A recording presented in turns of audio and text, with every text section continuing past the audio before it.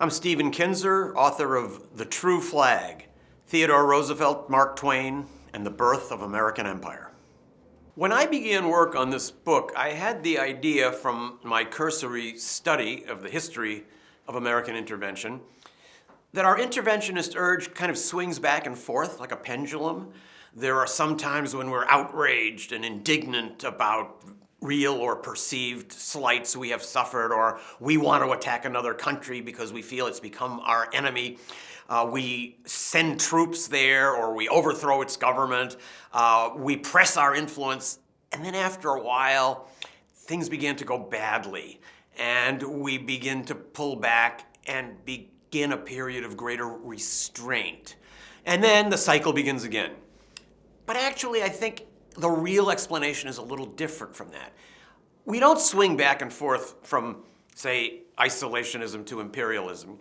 We contain both of those impulses within us at the same time, even though they're contradictory. Americans want to guide the world.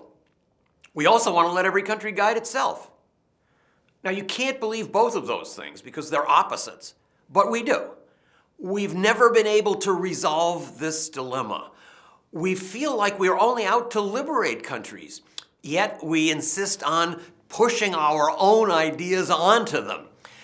This became a great focus of the debate in 1898, and I believe we still haven't gotten away from this. We have a divided soul.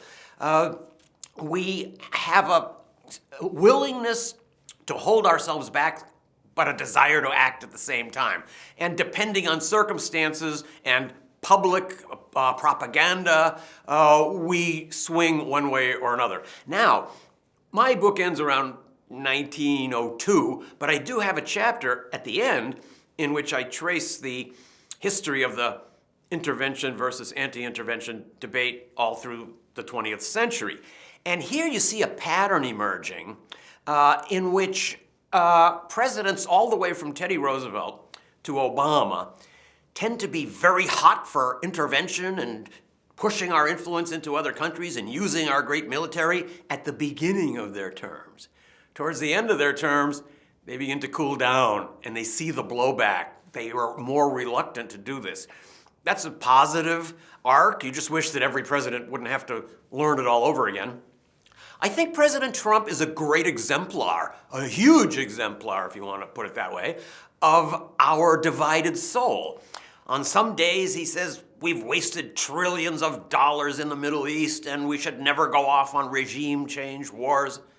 On the other day, he says, we're going to make Syria do what we want and we're going to put Iran on notice. So which is it? It depends on what tweet you read. But Trump, in this sense, is just another reflection of the deep-seated, divided American soul. He wants to do both. So do we, and that gets us into a lot of trouble in the world.